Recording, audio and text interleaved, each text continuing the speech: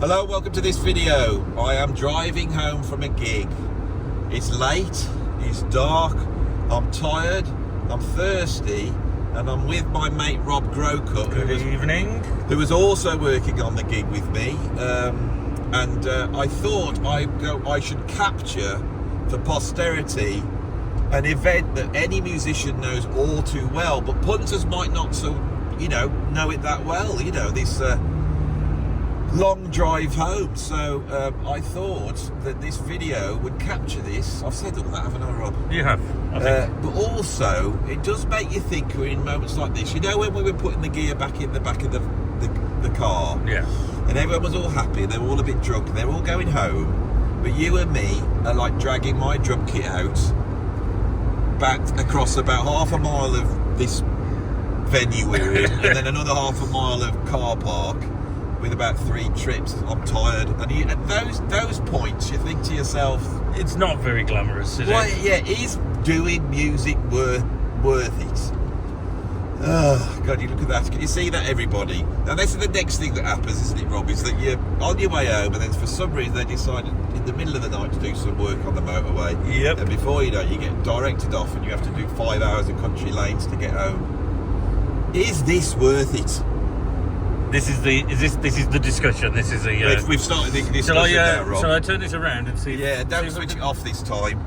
This time I didn't switch it off like I did. You did. This is Yeah, but this is second take. Honestly, this never happens on my channel. This is your channel. You're right. I think. Has that worked? I think it's worked. Really great. So I don't know. God knows what you can see now. They can't see anything. I mean, I'm monitoring this on my watch, and it is literally. Is it just pitch I black? mean, if you put this light on, which we don't want to do. That's for long. against the law, Rob. It's not against the law. It But is look, against- There we are. Look. Yeah, see? we are here. It's our ghost car being driven by spirits. But if you keep putting that bloody light on, No, it will but I guess be. that's bright as well. That is. It's against the law, that is. My dad used to tell me that when we were little. And you know, when you're a kid, you're driving along in the night, you can't understand why you can't have the light on. No, but my mum always used to say that.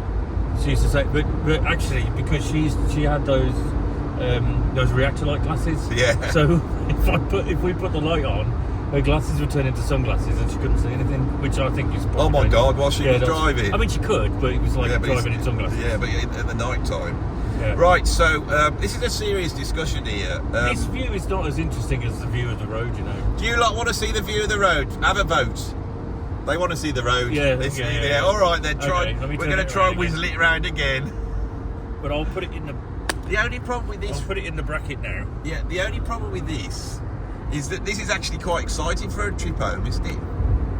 This one. Yeah, this is because we've got a bit more animated now. We know we've got something to do. Oh, we got yeah. That's cool. That is. Oh, it's swizzly a bit. But don't worry about it. There we go. There we go. That's. I'll keep an eye on it. The thing is some of you might just want to switch off talking off now and just watch that. I don't mind it on the swizzle. The swizzle's a bit. Yeah. Yeah, it's all right. I'm swizzling now. I think it's because everything's falling You apart. see, right, because Rob's more techie based than me. He's basically. I got it sorted. He's a bit OCD, Rob is. I'm professional. See, look, the horizon's not right either now. That's fine. It's like Right. the beginning of that Dave Lynch film, Lost Highway. That's You know, a bit and that Dutch, didn't a make bit sense Dutch. either. No, it made no sense to me. Right, so I am 57 years old. I've been doing music. I think I've been getting paid since I was 18, 19. So we're coming up to 40 years of me doing this. This is all I've done. And as I get to the latter years, I do sometimes wonder if it was really worth it. Most of my life I've been very, very poor. Okay? Most of my life has been doing stuff that nobody else does, i.e. out at night, out at the weekends, out away on tour. So relationships get a bit strange. You're up and down. You tend to, I don't drink anymore, but you tend to drink a lot because you're in venues, don't you? Yeah, well, I mean, it's especially if you're not a designated driver. It is just like drinks get handed to you. Oh, do you want to drink? Yeah, come on. Yeah, it's just like. So it's a funny life, and it's like the gig tonight. We've been working with these musicians from Uganda that I think I've featured them on my channel, they're incredible, and to get to play them was absolute joy. And it was a beautiful venue, wasn't it, tonight? Oh, absolutely. The new Vic Theatre in Newcastle under, well, was it Newcastle under Lyme? Newcastle under Lyme or Stoke-on-Trent, somewhere around there. Absolutely beautiful venue, and it was in the round, and it was a memorial for a guy called Steve Dawson, who I didn't know, but seems to be a force of nature in terms of music, community music up in that area. So the whole place was filled, and the bit I loved the most tonight was the bit when I wasn't playing, when they when they would sing that sad song, and they all don't put all their phone lights on. Yeah, that was a magical. I'll give you some footage to cut to at this point. Yeah, if I bother to edit this one, I might just stick this up. But it was incredible, and it's like you can actually really, you could just feel it, like you felt it in the room, and you didn't know this guy.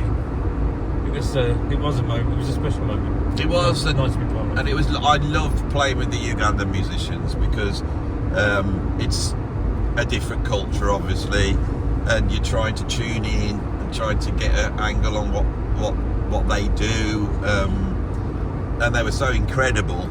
And you also see, because that whole gig was so enjoyable, the music was, compared to if it had been not an African-based community music gig. We discussed this, didn't we, after the rehearsal, which was earlier in the week, and we did. You come away just going, it's just like joyous. It's joyous, that's a better word than happy or anything. It's a massive celebration joyous. Of community and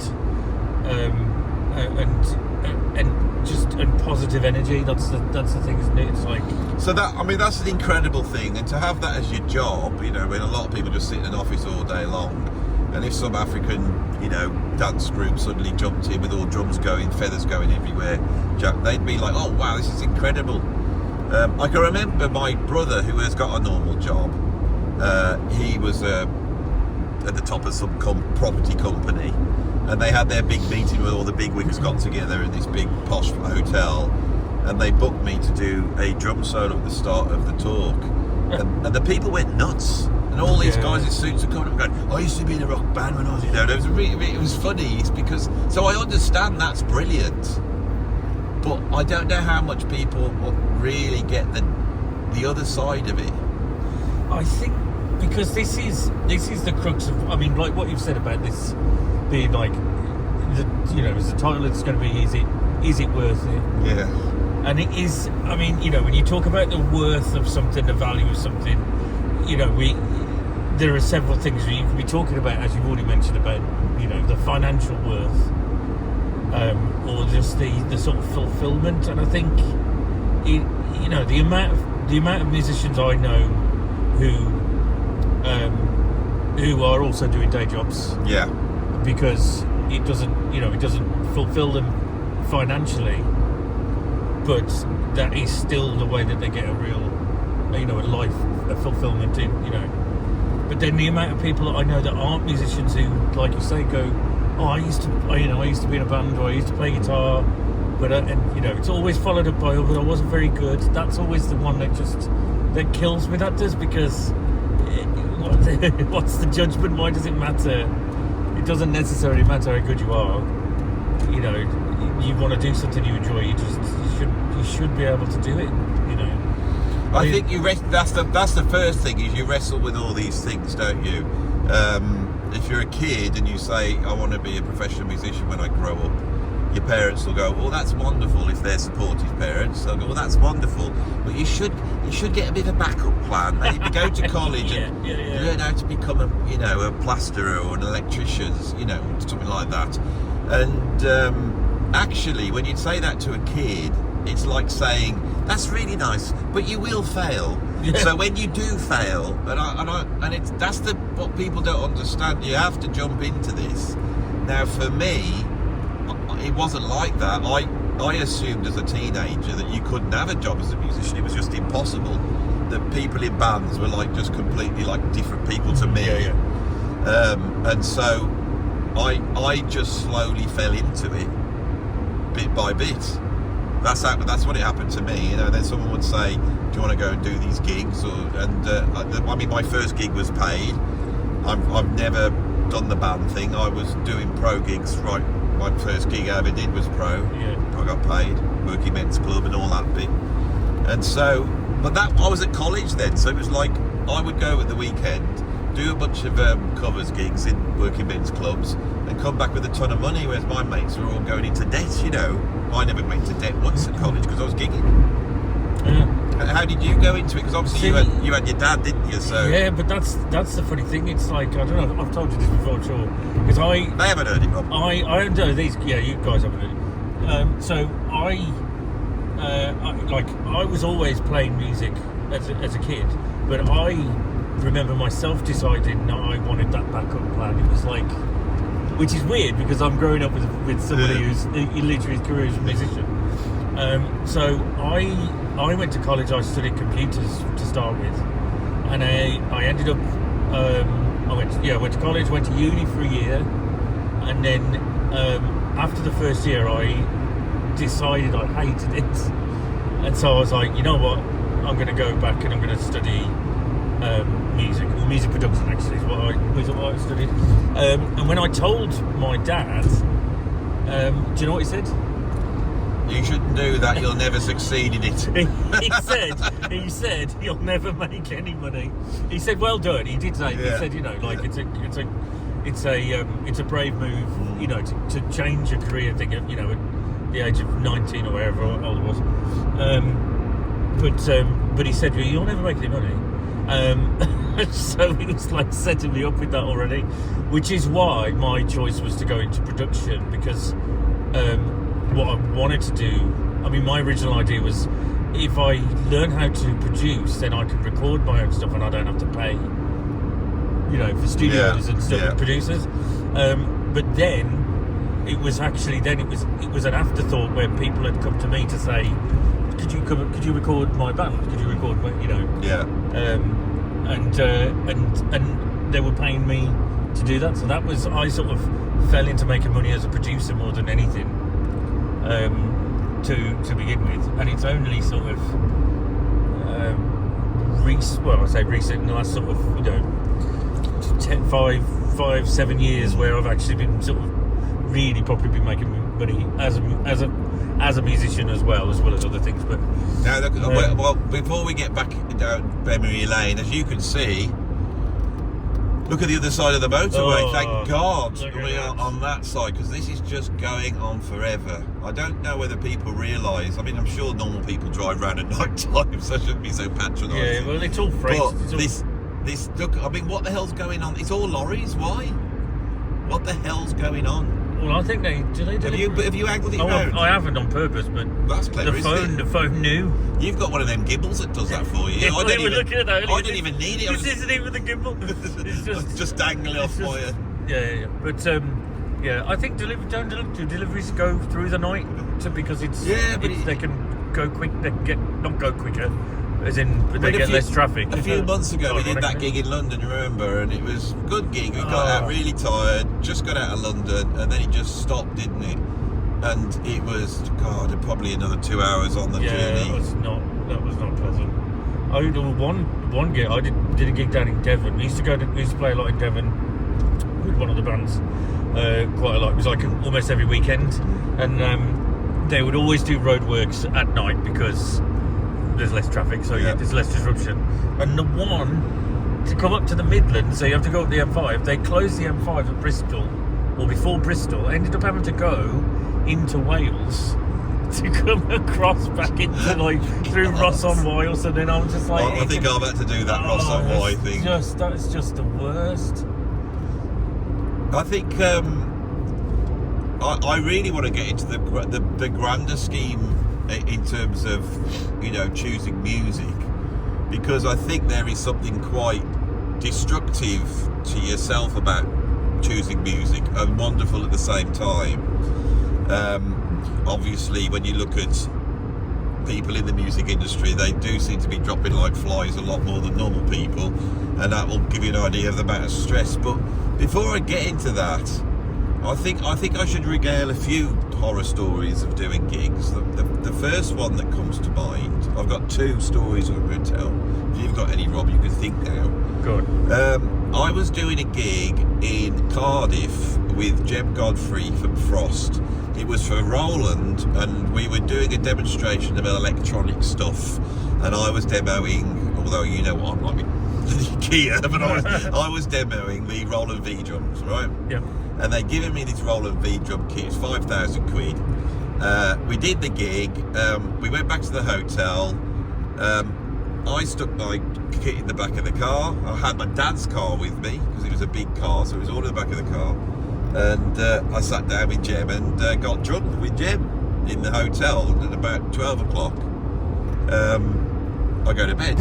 And then about 2 o'clock in the morning, I get a phone call, and they say that my car's been broken into, but they've seen it on the security cameras, called the police, they've smashed all the windows to get in, but they didn't actually steal anything, and could I come down and do whatever the police thing was. So I go down there, half asleep and actually a little bit drunk, and I'm sat in the back of this hotel, and the police are reviewing the TV footage, you know, the security camera footage to see what happened. But I just think I'm looking at the live camera footage in the car park, right?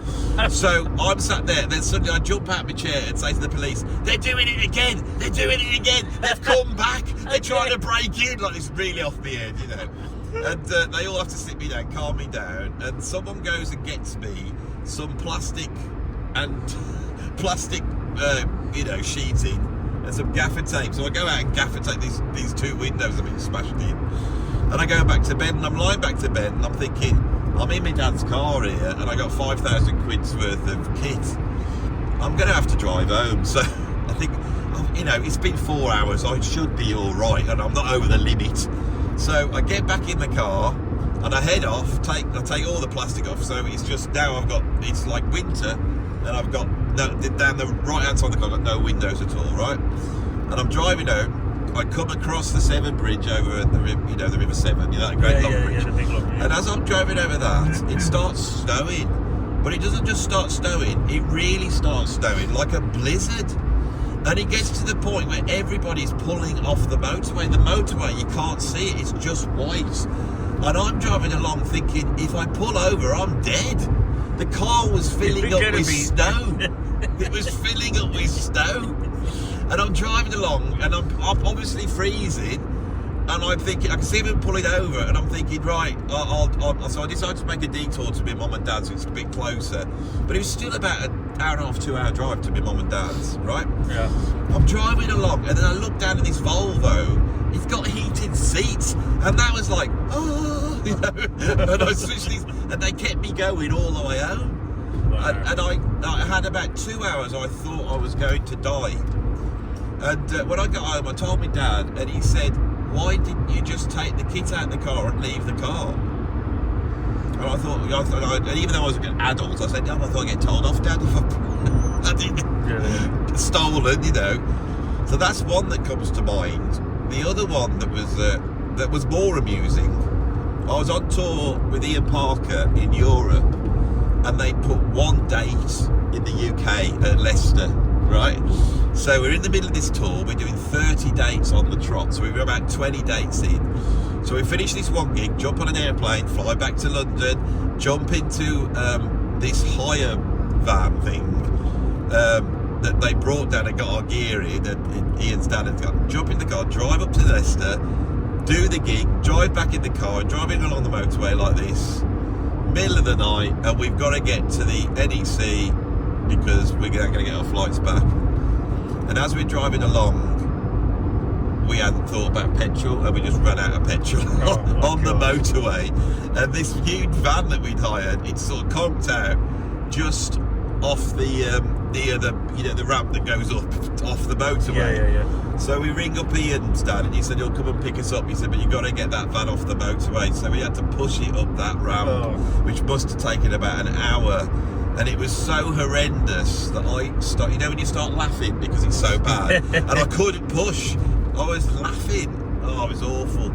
And then he had to bring a hire car over to us. He had to sit with a van, call the AA. And another thing happened with Ian Park with that bloody van is the engine dropped out of it on the way to doing his album on the way to London. And we were boarding a ferry once with that van. We were going to get, one of those Mercedes Sprinters that all the bands wanted. Yeah, the long wheel. Yeah. It wasn't that, but it was like that, but much cheaper. I think it was a Peugeot, French car, load of rubbish, right? So that's the French upset. So we're going just about to drive on the ferry, and his synchro on his gearbox goes right. The gearbox is gone, and so we just grind to a halt. We're back in the traffic up. And I say to Ian, well, you could crash change into first gear. And he goes, what do you mean? I said, you can beat the synchro by crash changing. So rev it really high and slam it into first. I said, don't push the clutch down. It was a clutch that was gone, that was it. Yeah, that's it, yeah, so you can... Yeah, so he said, just crash it in, and as soon as it goes, it will go, and we could just drive it on. And so we tell them, and they let us do this, we crash change it on, get on the ferry, and the ferry leaves. We then ring up... the AA, and they go, well, where are you? And we go, we're on a ferry. They go, well, you're not in the UK. I said, I know we're at sea, so we can't do anything. So then Ian rings up this European AA that he's got because he's organised. And they said, well, you're in the sea, we can't. So we had no AA. So we arrive at Dover, and we tell the guys, and they clear everything off again, but they don't tell the people at the other end, the customs, and we thought they had. So he crash changed it in the first gear. We come screaming out with the revs, doing about 15 miles an hour. and we drive up to the customs going, we can't stop, like this, we're shouting. And as we pass it, they almost like pull the guns out, throw one of them bloody spiky things across the road. Oh my God. So then our van gets the wheel shredded. And our bass player, he got so angry. He smashed his bass up. We had to get all the gear out the back, and when he pulled his bass, he just started smashing it into the thing. God. We all had to hire like about three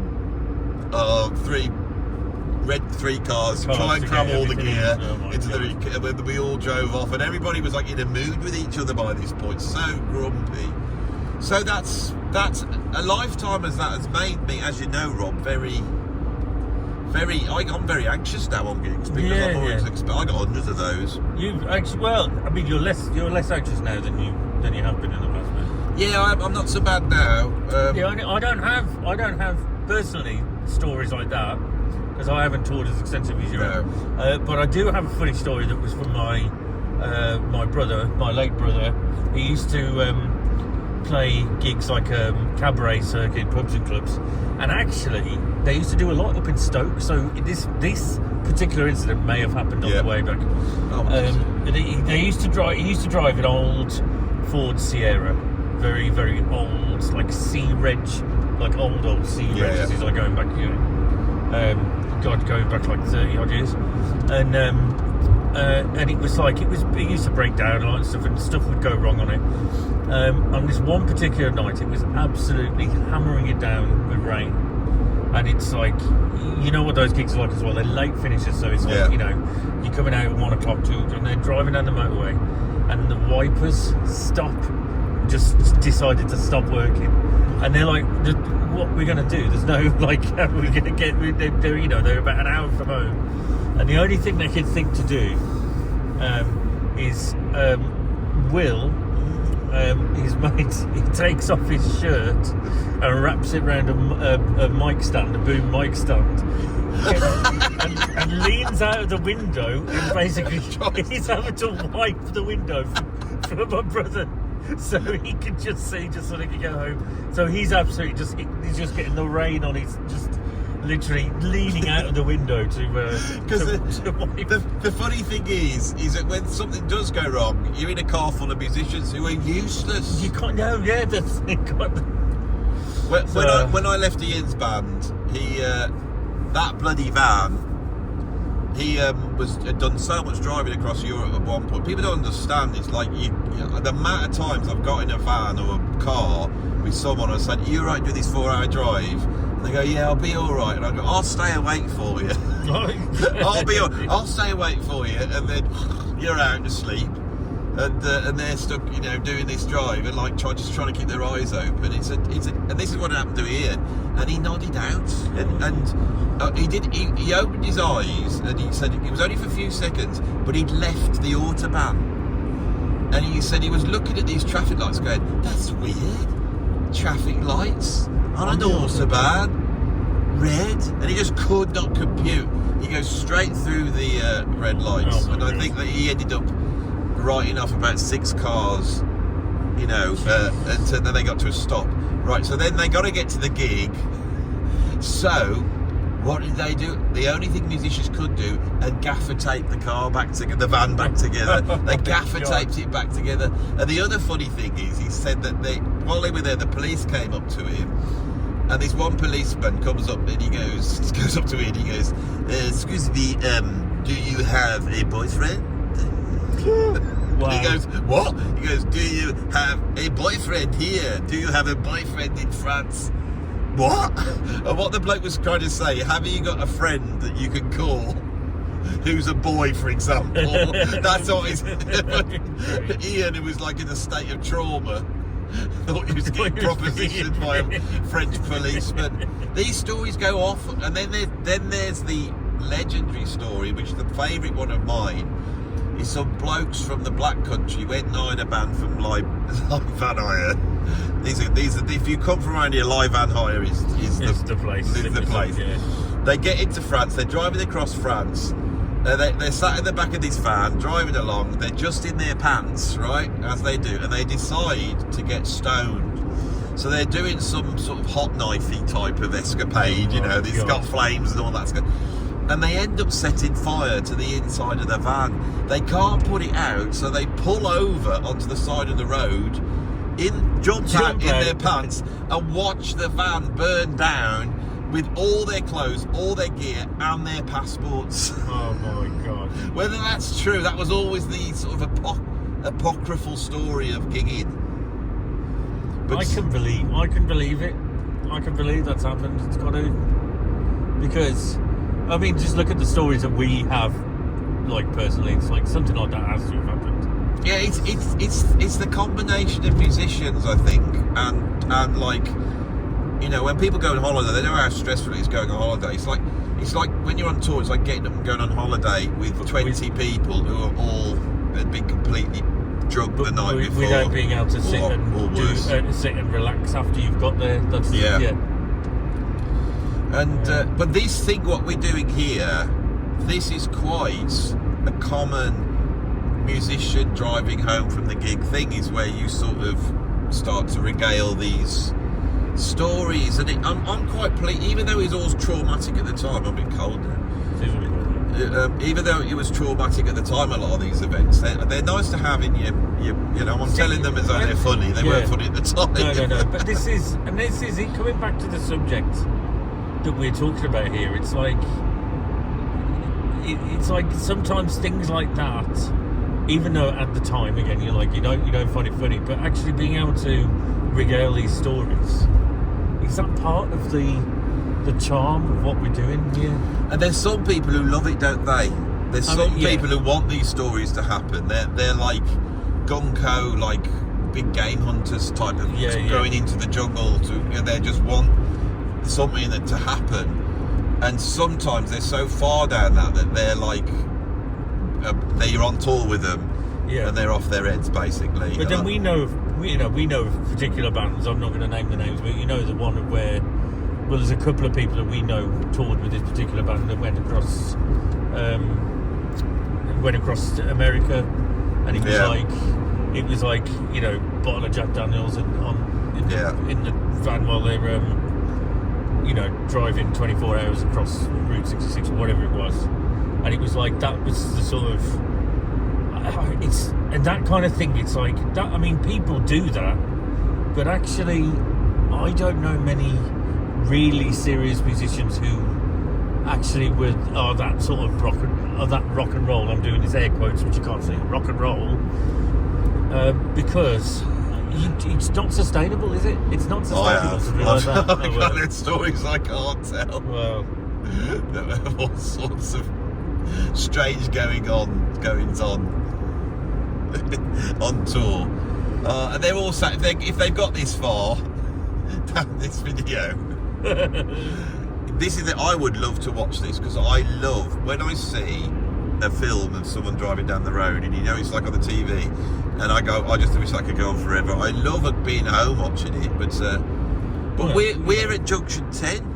Walsall, so that's been like that because we're doing this. Yeah, this is true. You see? Because if we didn't press record, we'd just be sat in silence now, wouldn't we? Well, we might be telling these stories, but they'd be don't really talk when we're not on video. But they'd be more drawn out. But there's a certain adrenaline buzz, isn't there, which has made time speed. But have you answered your question anyway? Is this worth it? All that, I think, yes, it is, because you can lie in bed all day and never go out your house, and you'll have no stories to tell. And when you end up popping your clogs, what have you done with your life? And these things are they're never as bad as you think they are, and you always get through them. They're just silly little things. And I'm very happy with the life that I have lived, and I never feel like a lot of people I know at a similar age that I haven't done what I wanted to do. I'm happy. I think I mean I do. I enjoy this. I quite enjoy the sort of travelling, especially if you're with somebody you chat. But like going out and doing what we've just done, and this sort of going back to this big joyous thing, and it's like I'm filming, so I'm holding a gimbal and I'm still dancing along with this music, Yeah.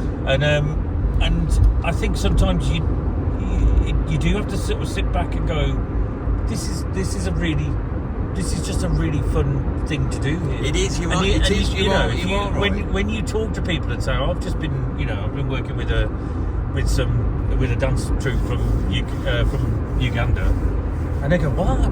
Like, that's amazing. And you show them some footage. They go, God, that looks like so much fun. And it's like, yeah, it is. It really is. And I think you have to sort of remind yourself of that. You are right. So I think that the issue that musicians have, which is difficult, is that when you're young, I don't think people go, right, I'm going to be a musician, professional musician or an artist or whatever. They sort of fall into it. So they suddenly arrive in something that they haven't really planned. It's like they go, oh my God, am I doing this? That's what it felt like to me. I just kept doing it and I kept doing it. The first thing that happened for me, apart from just doing gigs and getting paid, was I got offered to teach when I was quite young. And I felt very proud that I was asked to teach music. And I was the youngest teacher at the college. And obviously, John Shepherd and John Bates and Kevin Gammond were like mentors. And these guys had played in real bands, they played with, they would tell stories about playing with Jimi Hendrix or touring with Free or whatever it was, all these early 70s bands that were legends. Screaming Lord Such. Yeah, Screaming Lord Such as John played for, and that was like, oh wow, these guys have actually done it. And I gotta be honest, that made me think, well, maybe I could do it. And then it became a long attempt to try and make it, and I wonder whether it's the making it that is the problem. Now for me, the way it turned out was I was doing all sorts of things, and eventually I ended up in a police tribute band, which was full time. It was 3 or 4 gigs a week, and it was good money. And I jacked in the teaching job at that point, and I was then pro. That was like when I was fully pro. I'd sort of been pro before because I was gigging and teaching, but I was earning my living from gigging, right? And that's the only time it felt like I've made it, right? Because I would meet people and they go, what do you do? And I go, oh, I'm a drummer. Oh, what do you play? They go, oh, police tribute band. And they go, oh, really? God, really? Yeah, that must be brilliant. I see, it's really got a lot. Do you like the police? Yeah, I love them. So it's great, and that was really great. And then after a couple of years of the police tribute band, I then got the gig with Robert Plant. So the first time I went abroad, the first time I went properly on tour, the first time I went into a proper recording studio was with Robert Plant. Everything was with Robert Plant, right? And at that point, I felt like an imposter. Okay? And it's like, also I thought, well, I've achieved what I wanted to achieve now, but I hadn't, because I was just playing for Robert Plant. It was just like another gig. And so in 2001, when he knocked the band on the head, I wasn't prepared for that. So I came out of that thinking, well, I'm at a certain level now. Like all the sort of things as a kid, you think the way the music industry. I was like 30, but I thought, I've made it now. The next thing I'll get, I don't know, David Coverdale will give me a call, or some other rock god, and I'll be down with that. And it just didn't happen. And within 6 weeks of leaving Robert, I was in an Oasis tribute band playing pubs, and it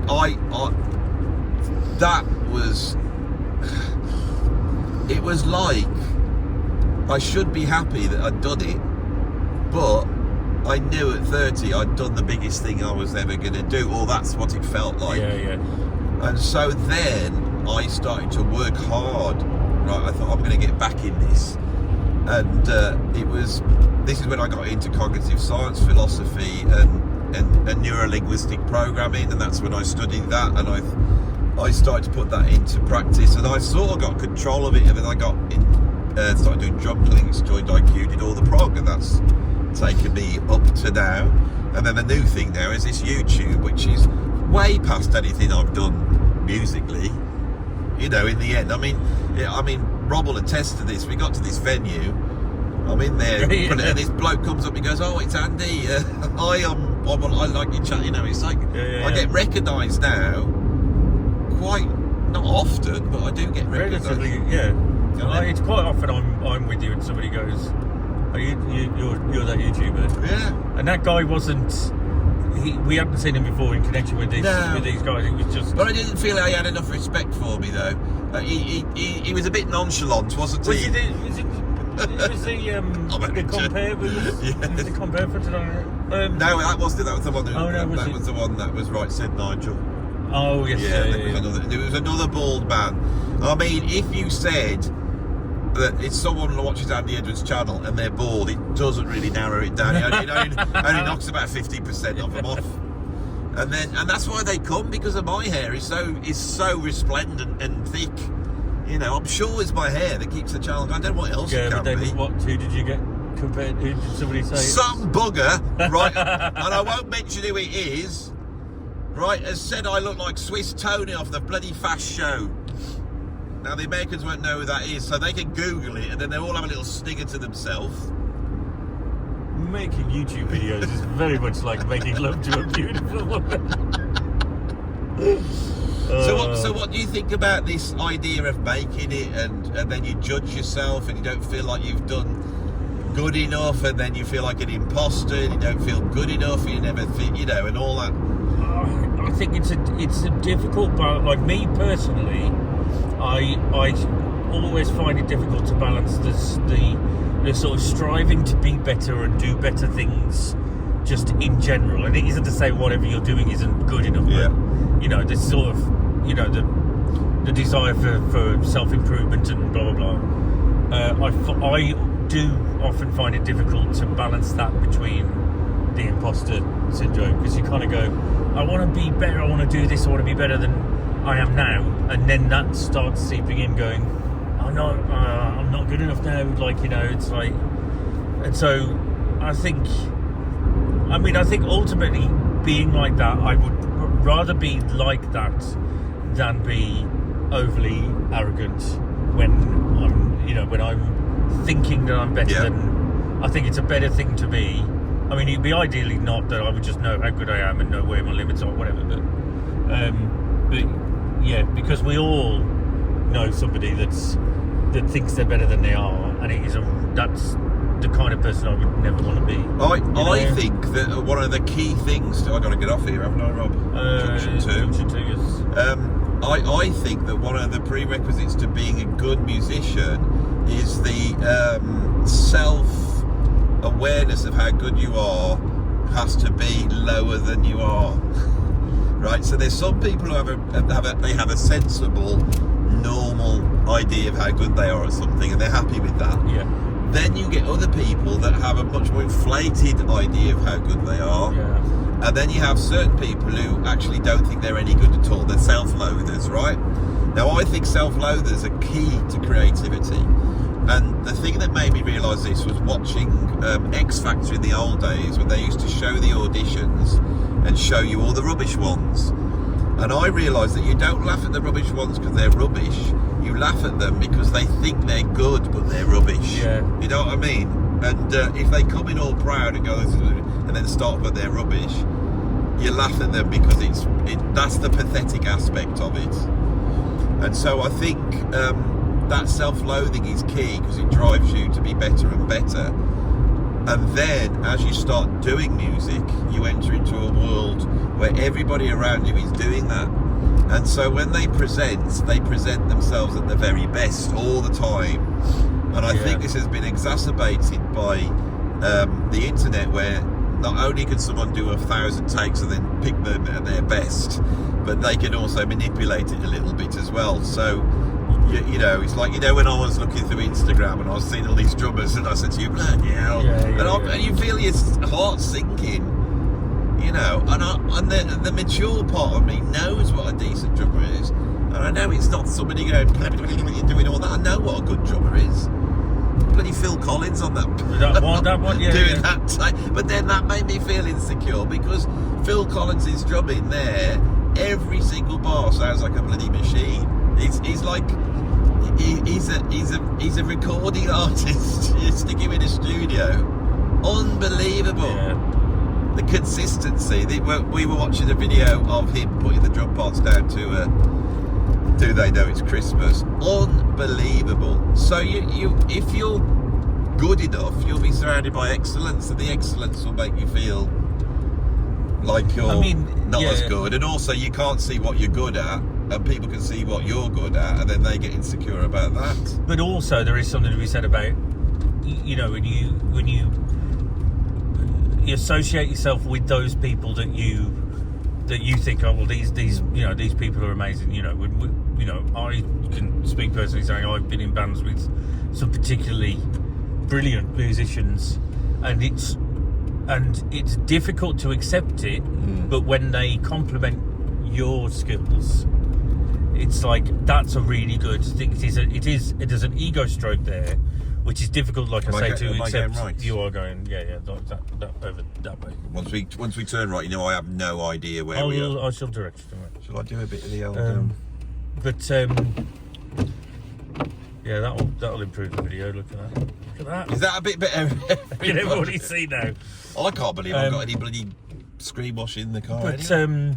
Yeah, and I think that's a thing that really does increase confidence a lot of the time, is when there's people that you respect their abilities, and when they then, you know, show respect for yours, it does help you start to believe, you know, that you're at least doing something right at some point. Well, I think I'll tell you something that that made my career better, that actually made me get better gigs and get paid more money, right? You started working with me. Well, when I was younger, I wanted to work with the best musicians. So if somebody was flashy and had all the notes and all that bit, I want to work with them. And on the whole, many of them were off their heads. Do you know what I mean? And they were like really weird or egomaniacal or controlling or whatever, or druggies or whatever it was. And as I got older, I thought it's much better to play with someone that you like and you have an affinity for, and that you can actually play with. And that's a musical thing as well. You know, I you know, someone you can sit down and they have a connection with. We've said this a lot with some of the bands that we worked with, where, you know, there's always a better drummer out there. There's always a better keyboard player, singer, guitarist. But it's not just about how good those players are. It is about whether or not you can actually just get along with them, you know. I think that all those things are really important, and I think so that when you get in a band where everybody's like, say, a little bit more switched on, a little bit more sensible, or you've got someone in the band who isn't that great a player but they're really sensible, so they they can get other stuff sorted out. Once I start to do that, I seem to get better work, you know. And the other thing I learned is if somebody does something great, I now will go up to them and say, you were great. And I'll say, like that one girl that was singing tonight with that beautiful voice. So when she came, I said, you've got a beautiful voice. Diana. Yeah, Diana. Yeah. What a voice. Yeah. And the drummers, that just before, you know, when I went in to get the camera stand, I gave him a big hug and I said, you're amazing. And they big smile. And I'm not, you can't lie. There's no point going around if you don't think it. No. But if you think it, you should say it to people. And I think if you put those two things together, then that really helps you build a better career for yourself, basically. Because that in itself, that's the stuff that people remember. And if you're polite and you're complimentary with people, like you say, truthfully, then you'll be remembered for that. And then that could be, it could be in 3 months' time or 6 months' time that one of those guys is back over doing something else and go, we need a drummer. Yeah. And they just go, well, that was a really nice guy. He was good to work with. We'll give him a call. It's like things like that. It's always, But up in Birmingham, there was a great singer called Curtis Little. You remember Curtis? Yeah. Brilliant singer. A lot of my mates played with him, and he died a few years back. And his son Jamie, he's a brilliant drummer, and Jamie's played at a very high level here in the UK. He's like a session drummer, very, very good session drummer. When I was playing with Ian again, I got booked to do some clinics. And they were on tour, so there was 3 dates I couldn't do. And so he rang up Jamie, and Jamie had the days free, so he did it as a session, right? And as soon as I knew Jamie was getting it, I felt a little bit insecure, because Jamie's a really great drummer. Yeah. And this is the thing, I've never said this to Jamie. I've hardly spoken to him over the years. Don't know him that well, but I've seen him play. I know what he can do, and I think he's a very, very, very good drummer. So I was intimidated that he was coming in and dropping in, you see. So I go off and do my thing, and I jump back into the tour, and we're in the van going to the gig, and I turned around to these guys and said, so what was Jamie like? Oh, straight away. Oh, he was amazing. He was amazing. Yeah. Amazing. It was like, well, you all right? Calm it down. Was he good? Oh, he was amazing. I said, why? Incredible. What was so good about him? I said, was he like a really brilliant drummer? Yeah, drumming was good. He learned all the tracks. Great. Yeah. Oh yeah, no, but I don't learn all the tracks. That's my thing, It's like this. He'd learned all the tracks. I said, but why was he so good? He said, and Ian goes, look, we arrive at the gig. He's already there. Right? We walk in. His drum kit's set up. The lights are on his drum kit. He's not even playing it. Right? We look round for him, and he says, hello, lads. And he's got a tray, and he's got cups of tea, cups of coffee, and McDonald's on the tray. I thought you'd be hungry. Left it. And so I got you this, and there they are munching on his bloody beef burgers, right? And it was just, I realised what being a session drummer was. He's been hired to provide a service to that band. His client is the band, and I thought, I don't think like that. For me, when I get a gig, I'm a session gig. The main thing is for me to show off all my licks. And then basically, try and get through it with the minimum work, Oh, that's what that was about tonight. I just... Do you know what's funny? There is a point, I will say this, ladies and gentlemen, what track is it where you had to stop and let them do that first line on their own? And I knew it was coming up. And you still forgot it. It's amazing. And it was, there's tribes in the deep Amazonian rainforest that knew that was coming up. If you contacted them, there was But I do like how you covered it, because you were playing like, and then when the next one came around, you did the same, so make it look like it was intentional. I know the tricks. I am the master of covering up, right? And they're so good that I let them in the covering's up, because the covering up is actually better than if I did it properly. And that's what they're paying for. Little accidents, the Bob Rosses of I performing. don't know. It's like when I was a kid and I got a gig, you'd have a cassette tape, right? I couldn't read music, so I'd put that cassette tape on, I'd drum along to it. And then the next night I'd put that cassette tape on and I'd drum along to it. And then eventually I could play it, right? I've got quite a bit of chops, so I never have a problem playing anything. It's just remembering it. But if you play the thing over and over again, you remember it, right? Yeah. Then I learned to read music. So then I would chart it out and I'd have my chart with me. Now, I'd done a little bit of a cheaty chart for that thing and I forgot to pack it, and that's why I was going wrong, because I knew that it was written down with the amount of times to do each lick. That was the problem. But it is the case that as the years have gone by, the effort I'm putting into learning stuff is getting less and less and less. And I think it's because I don't like music anymore. After all this video, we've got 50 minutes into this video. I think this is the latest. I don't buy chapter. that. I don't buy that. I know what you're saying. I know what you're saying. I don't think you know. Like, I think, have you got like what's the word? Despondent with it. Yeah. Dejected. A bit. Well, no, is it dejected? It's not with the other people. It's with myself. Because I think that when I was a kid, you know, I'd skive off school, do 6 hours practice on my drums, and then you know, it'd be night time, so I couldn't play my drums. So I'd get my guitar and I'd do 4 hours practice. That was my life, right? That's all I did. Then I was in a position where I was playing all the time. And I had a long period where I felt like I wasn't practicing, but actually I was doing a lot of practice. Because I would do 4 lessons a night when I wasn't gigging, you know, and back then I had a big studio with 2 drum kits, so it was basically they'd turn up and I'd basically go, right, let's have a go. Exercise 1, we do that for like 10 minutes straight.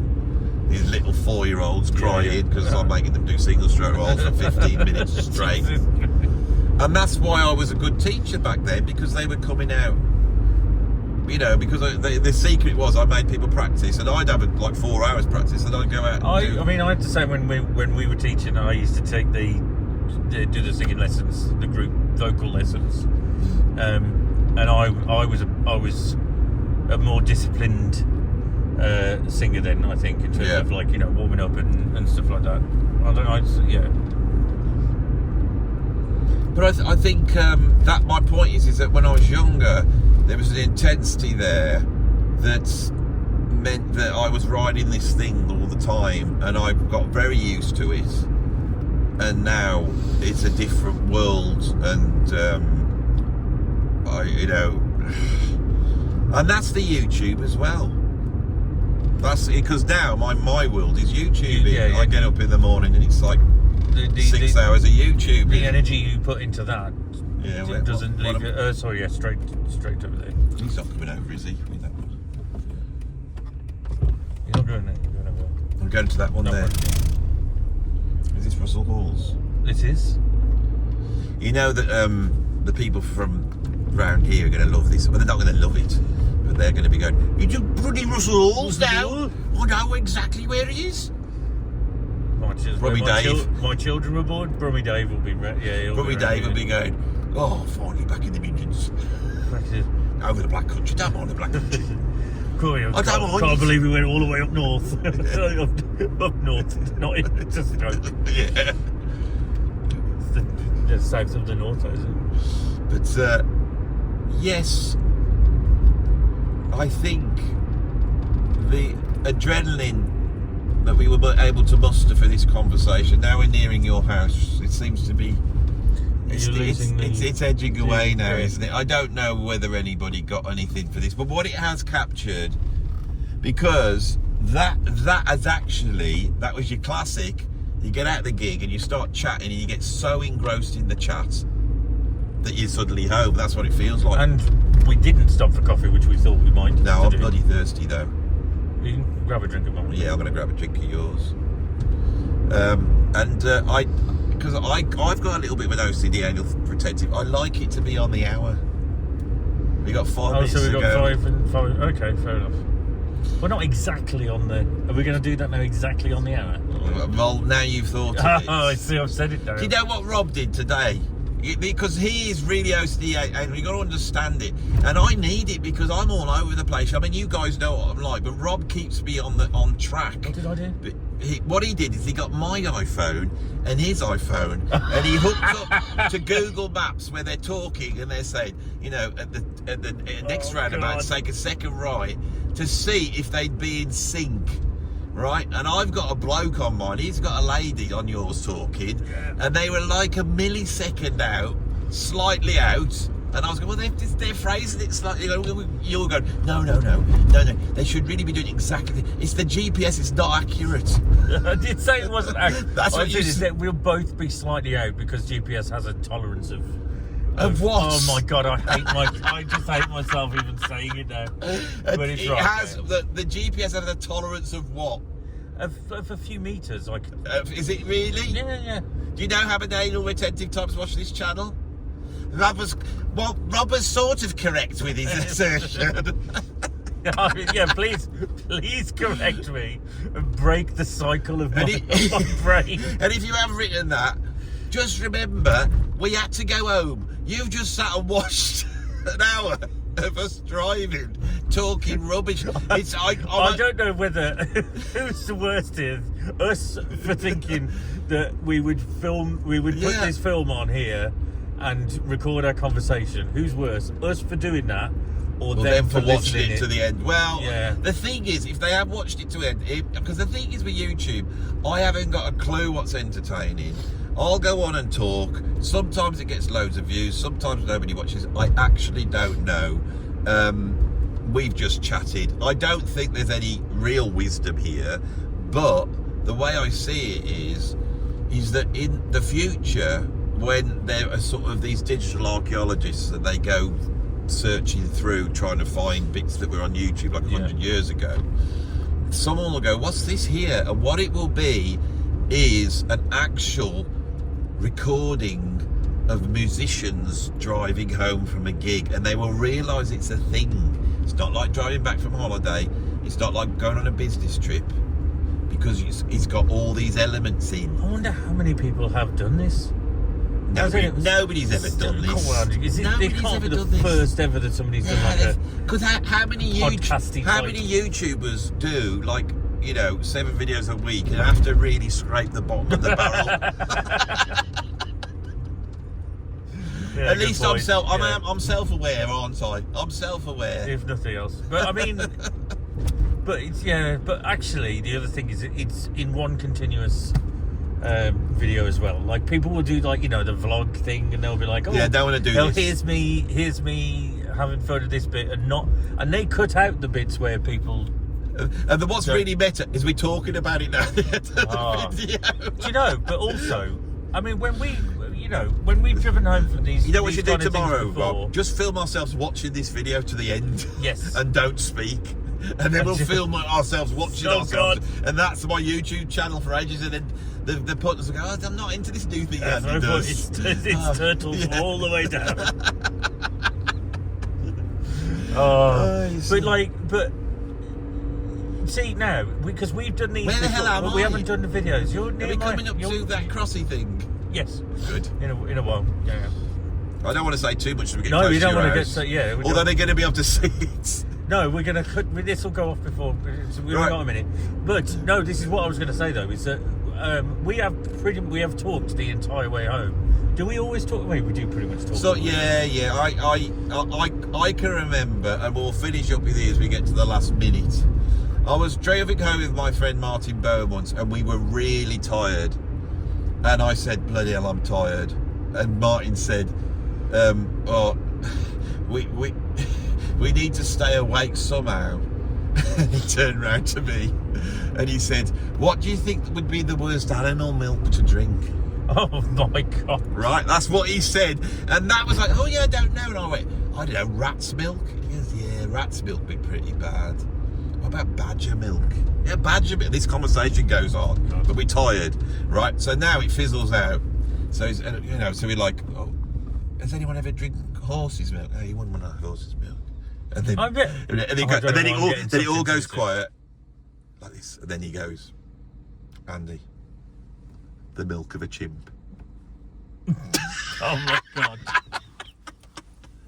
Yeah. Yeah, I'll do it.